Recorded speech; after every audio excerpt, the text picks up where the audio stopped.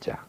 그러니까 서로 의지하고, 상관, 서로 관계한다. 관계한다 혹은 관계된다. 이런 법칙이다. 상의 상관. 서로 서로가 의지하고 서로 서로가 관계하고 있다. 관계되고 있다. 영향을 주기도 하고 영향을 받기도 하는 그런 상관관계에 있다. 이러한 법칙입니다.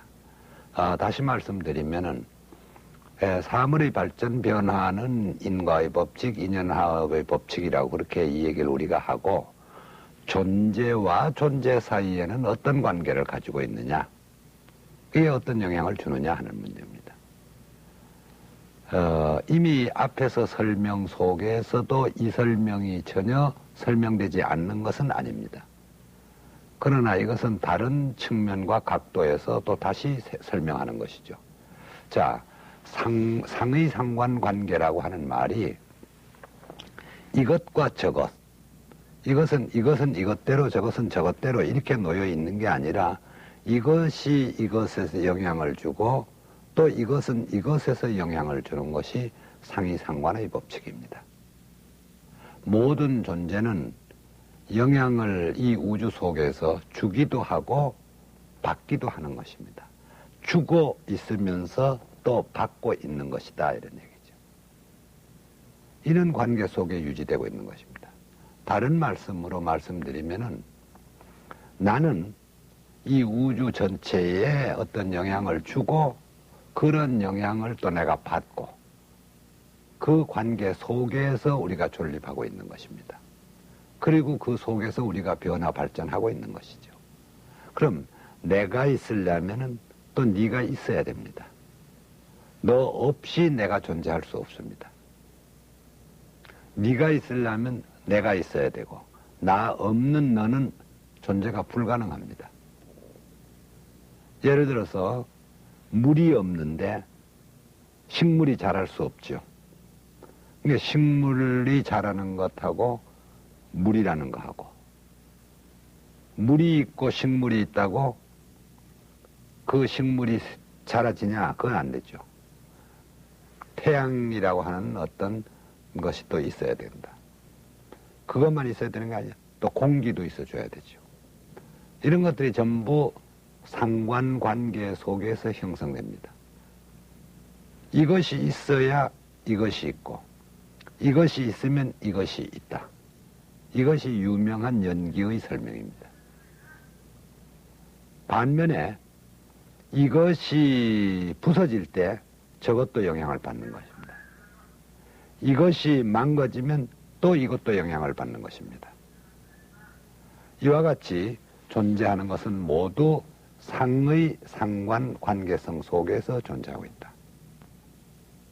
이러한 상의 상관 관계성을 정통적인 불교의 전문적인 표현을 하면은 연기의 법칙 혹은 연기법 이렇게 말하고 있습니다.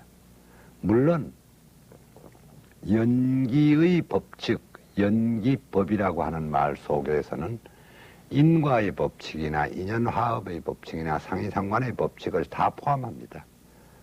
그래서 부처님께서 깨달은 것이 뭐냐? 부처님이 무슨 법을 깨달으셨느냐? 그럴 때 연기의 법을 깨달으셨다, 이런 말을 쓰게 되고, 연기의 법이라고 하는 폭넓게 모든 인과 인연화합 상의상관의 법칙을 다 포함하는 얘기다, 이런 얘기. 자, 다시 조금 말씀드릴게요. 저희들이 이제 밥을 한 그릇 먹습니다. 밥을.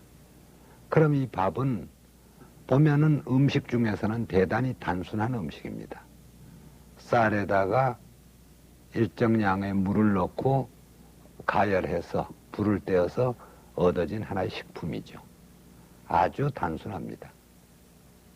그런데 이런 상의상관의 법칙 속에서 우리가 이 밥 하나를 보면은 이건 대단히 복잡합니다. 쌀이라고 하는 것이 일단 내가 밥을 할 수 있으려면 쌀을 사와야 되죠. 내가 농사를 지어서 내가 추수를 해서 그것을 내가 밥을 짓고 하는 예는 그렇게 많지 않습니다. 쌀을 사와야죠. 쌀을 살려면은 그냥 내가 돈 가졌다고 쌀이 사지는 거 아니잖아요. 누군가가 쌀을 나에게 팔아주는 사람이 또 있어야 됩니다.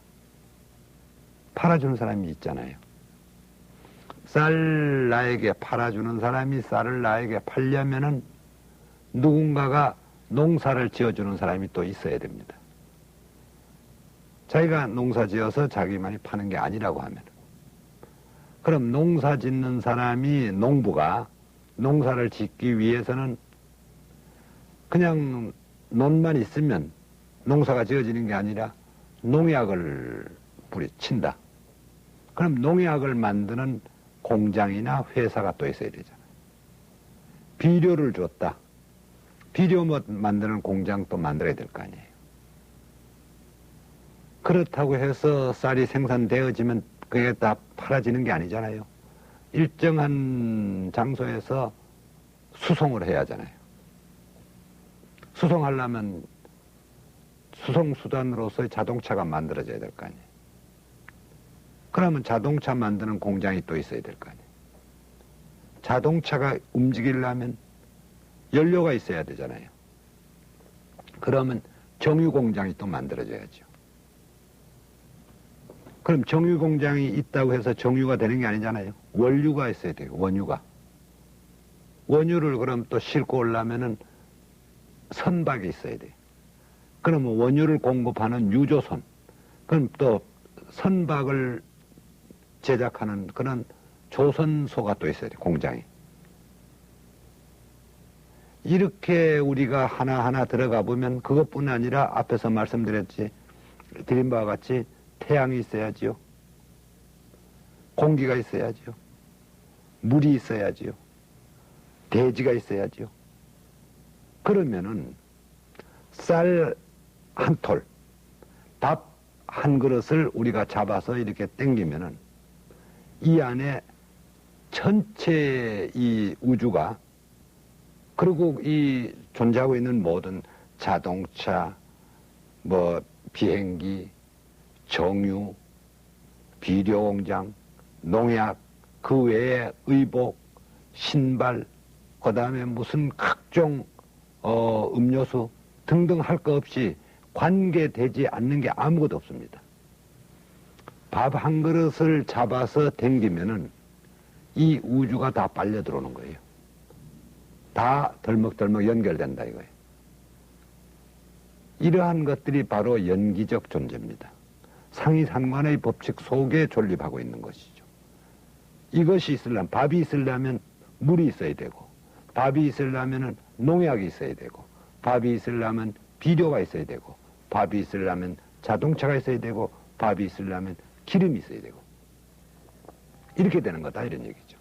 그러면 이 밥 하나가 이렇게 지금 설명이 된다면은 여기에 있는 볼펜 하나, 여기 있는 안경 하나, 이 하나하나가 이게 우주적 존재입니다. 다시 말씀드려서 하나의 인격이 내가 여기 이렇게 있다는 것은 나만이, 내가 이렇게 있는 게 아닙니다. 내가 있기 위해서 수많은 사람들이 있어야만이 내가 있을 수 있습니다. 그래서 이렇게 옷을 입을 수도 있고 밥을 먹을 수도 있고 잠을 잘 수도 있고 살아갈 수 있습니다. 뿐만 아니라 나도 이 사회 속에서 어떤 영향을 주면서 어떤 역할을 하고 있죠. 이것이 바로 뭐냐면은 서로 의지해 있고 서로 관계하고 있다, 관계되고 있다고 하는 법칙이다 이거죠. 이것이 바로 불교가 말하는 연기의 법칙이다.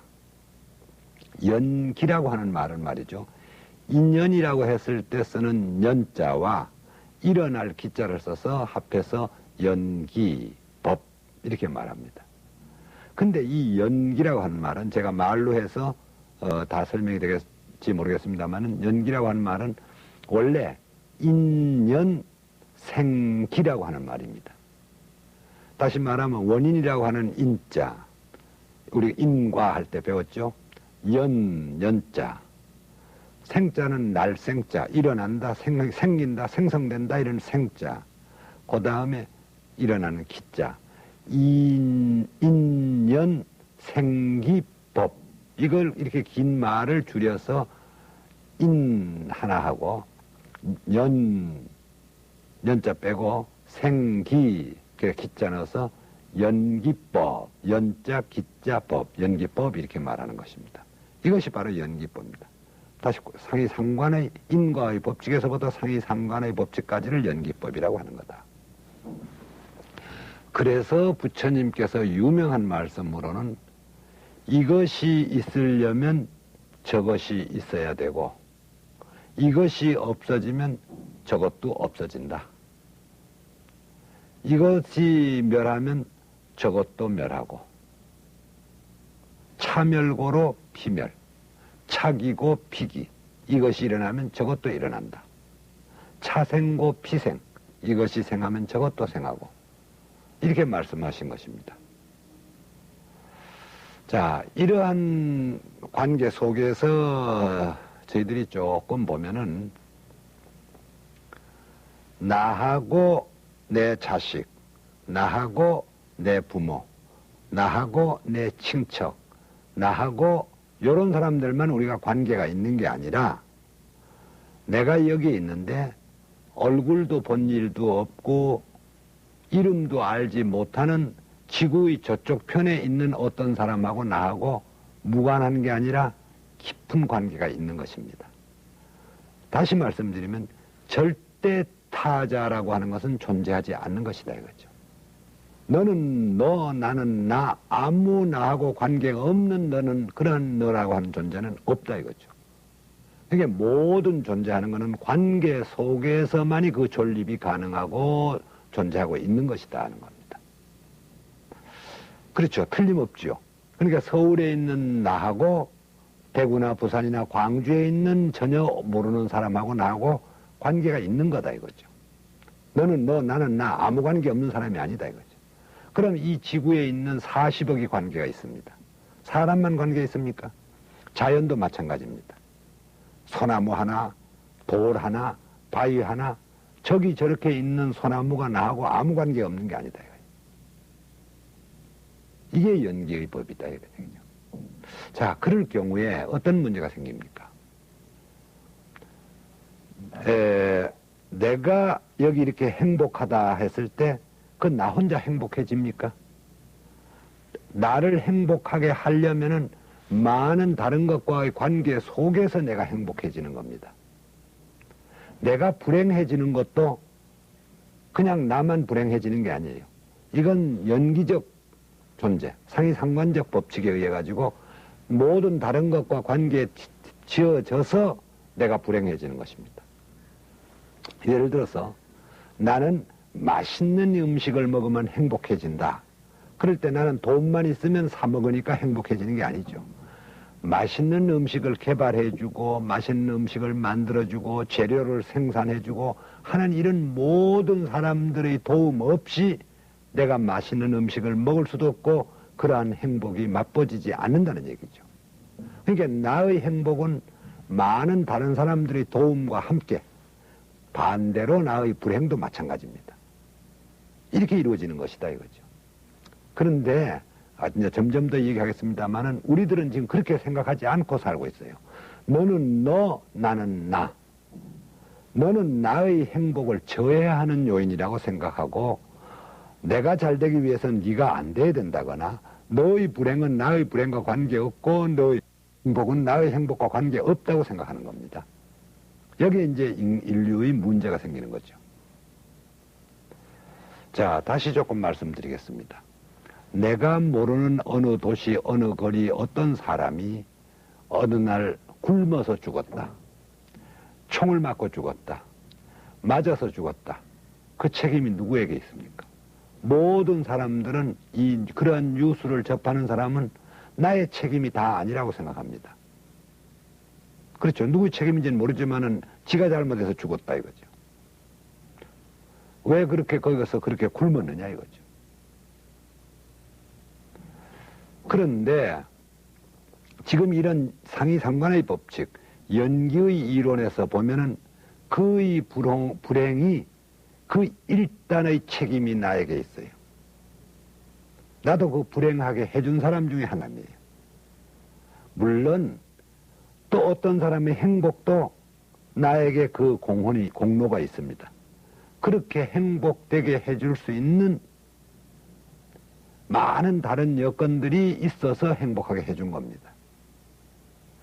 저는 가끔 이런 농담을 합니다. 제가 큰 재벌이 된다고 하는 것은 불가능합니다. 저는 이제 아시다시피 학교에 있는 사람이고 정년을 할 때까지 월급을 받고 살 사람이니까 재벌이 된다는 거하고 거리 먼 거 아닙니까? 사업을 하는 것도 아니고 돈을 버는 일은 아니니까. 그런데도 불구하고 내가 수많은 재물을 탄생시켜주고 있다 이런 얘기예요. 세계 혹은 국내의 굴지의 그런 기업들의 누구 어떤 회사 그건 내가 다 도와준 사람들이에요. 내가 다 도와줘서 밀어준 사람들이다 이거예요. 저는 냉장고도 사서 쓰고 텔레비전도 사서 쓰고 과자도 사서 먹고 껌도 사서 씹고 옷감도 사고 옷도 사서 입고 이렇게 다 수많은 사람이 도와주어서 그런 한 기업도 있고 재벌도 있는 것입니다. 그게 상이상관의 법칙이에요. 그런데 만약에 그러한 어떤 기업이나 재벌이 이것은 오직 나의 능력과 나의 힘만으로 내가 내거지 니하고는 관계없다. 그런 생각을 바꿔야 된다 이거죠. 물론 그 기업 자체 안에서도 수많은 종사원들이 생산직에서부터 관리직에 이르기까지 수많은 사람들이 도움 속에서 이것이 보급되고 판매되고 선전되고 생산되고 하는 거 아닙니까? 그러한 수많은 사람들의 노력에 의해서 기업이 있고 기업주가 있고 재벌도 나오는 거다 이거죠. 만들어지는 거다 이거죠. 만들어주고 있는 거예요. 반면에 수많은 사람의 불행도 내가 지금 만들고 있는 거죠. 자, 근데 여기서 이제 우리가 또 한 발짝 더 나가면은, 그러니까 어떻게 하는 말이냐? 우리가 모르는 어느 낯선 도시 거리에서 어떤 사람의 불행에 대해서도 나하고 관계가 있다고 하면은 그 책임을 내가 함께 져줘야 된다 이거죠. 그 책임을 느껴야 된다 이거죠. 이것은 얘기가 조금 잘못 다른 쪽으로 갑니다만은 책임을 느낄 줄 아는 사람이 인격자입니다. 책임을 느끼지 못하는 사람은 비인격자예요. 인간만이 책임이라는 게 있고 책임을 느낍니다. 동물의 세계에서 책임 없습니다. 책임만 없을 뿐만 아니라 약속도 없죠. 동물이 약속이 가능합니까? 동물이 책임이 있습니까? 그러나 인격이라는 건 뭐냐? 인간은 약속도 지켜야 되고 책임도 져야 되는 게 인간이다. 그러니까 그런 인격적인 요소, 인간적인 그러한 것들을 그걸 이행하지 못하면은 비인격적입니다. 그게 동물적일 수도 있고 인간적이 아니죠. 그 인격자가 될 수가 없죠. 책임을 져야 돼. 인간이 되기 위해서 책임을 지는데 불교는 지금 여기서 뭐라고 말하냐 하면은 상이상관의 법칙에 있다. 그 어디에 있는 어떤 사람의 불행도 나의 책임이다 이거죠. 그러니까 우리는 어떻게 해야 되죠?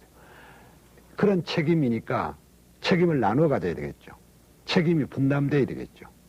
나의 행복을 위해서 남이 불행해지는 것을 내가 하지 않아야 되겠죠. 왜? 그것은 어떻게 보면은 그의 불행은 다시 나의 불행으로 돌아오게 됩니다. 상대가 행복해져야 나도 행복해지는 겁니다. 요게 가족 구성원끼리는 되고 있어요. 아내가 행복할 때 남편도 행복해집니다. 자식이 건강해야 아버지도 편합니다. 아픈 자식과 서로 마음 불편한 아내를 함께 하면서 나는 행복하다. 그거 안 되잖아요. 가족 구성 안에 너의 불행이 나의 불행이고 너의 행복이 나의 행복이다. 이건 가족 안에는 되고 있어요. 그 담을 넘어가야 돼요. 그러면 우주적으로 세계적으로 뻗어지는 겁니다. 그래서 대승불교에 오면은 유마힐이라고 하는 한 거사, 불교의 구도자는 나는 대단히 불행한데, 나는 지금 괴로운데, 나는 지금 병을 앓고 있는데 이 병, 이 괴로움이 어디서 온 것이냐? 너의 괴로움에서 나의 괴로움이 온 것이다. 이렇게 말하고 있거든, 유마경에서. 그래서 보살의 괴로움은 어디서 오느냐? 대비에서 온다 이런 거죠. 큰 사랑 때문에 괴로워하는 거다 이렇게 말하고 있습니다. 중생을 사랑하는 마음을 가지고 있으니까 그 사랑하는 사람이 행복하지 않을 때 나는 괴로워지는 거죠. 너의 불행 때문에 나의 괴로움이 있다고 보살은 이렇게 말합니다. 이것이 진정한 불교인이 가져야 될 마음의 자세입니다. 이걸 자비심이라고 나중에 말합니다. 자, 그럼 여기서 여기까지 얘기를 하겠습니다.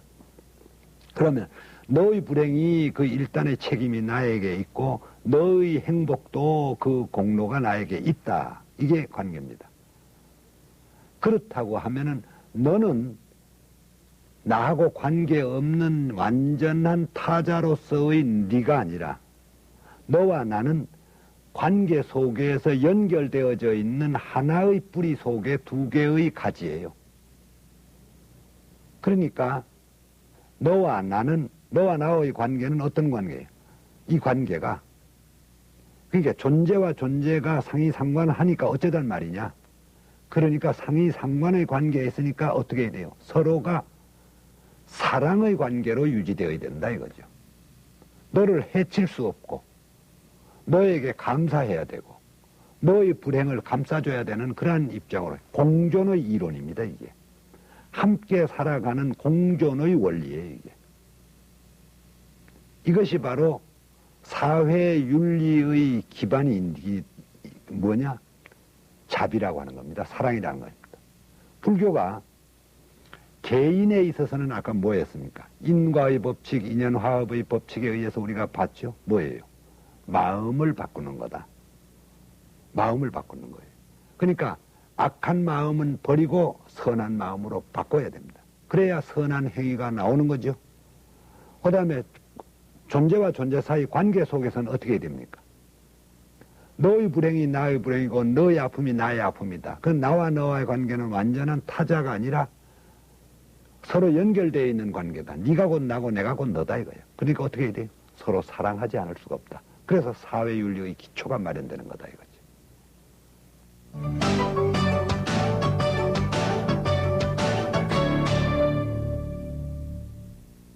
예, 오늘 드릴 말씀은 존재와 존재는 어떤 관계를 갖고 있느냐, 상이상관의 법칙에 대한 말씀을 드렸습니다. 이 상하의 법칙은 나가 있으려면 네가 있어야 되고 네가 있으려면 내가 있어야 되는 거다.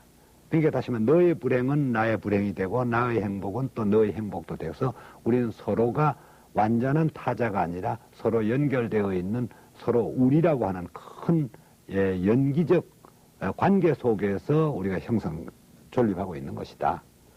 그러므로 해서 너의 불행에 대한 책임을 내가 질 수 있어야 되고 너의 아픔이 바로 나의 아픔으로 와줘야 되는 거다. 그러니까 우리는 인간과 자연의 관계가 어떤 관계로 유지되어야 되느냐? 사랑의 관계로 유지되어야 된다. 저는 이렇게 생각을 했습니다. 내가 너 얼굴도 모르고 너하고 내가 아무 일가친척 무슨 혈통의 연관도 안 되고 그렇다고 해서 무슨 학연 지연도 없는데 너를 괴롭히지 않고 너 것을 훔치지 않고 너를 못살게 굴지 않으면 나는 선이지. 내가 너를 사랑해야 될, 내가 너를 행복하게 해줘야 될 그러한 책임과 의무가 나에게 어디 있느냐 이거예요. 그렇게 생각을 했어요. 근데 그것이 일반 사회의 일반적인 윤리의 범주입니다, 이게. 우리는 상대를 해치지 않고 상대를 뭘 뺏어오지 않고 하면은 그것은 대단히 신사하고 그러한 사회는 대단히 질서가 유지되고 있는 정의사회입니다. 근데 종교가 말하고 있는 사회는 뭐냐? 그런 수준을 넘어서 그 상대를 사랑하는 관계로까지 발전을 시켜라 이겁니다. 불교가 지혜와 자비라는 게 강조되고 있는데 내가 너를 사랑할 이유가 뭐냐 이거죠. 왜 내가 너를 사랑해요? 사랑 안 하면 어때요? 사랑 안 하면 왜 죄가 됩니까? 연기적 존재이기 때문에. 결국은 너는 네가 아니라 바로 그것이 나이기 때문에 내가 나를 사랑하는 거죠. 이게 사회윤리의 기본입니다.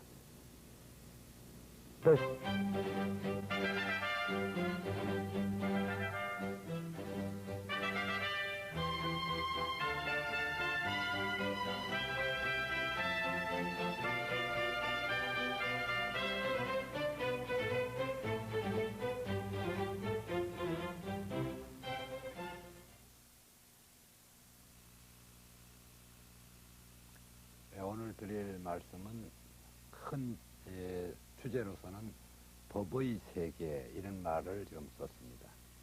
자, 법의 세계 이것을 불교적인 전문말로 전문적인 용어로는 법계 이런 말이 되겠죠.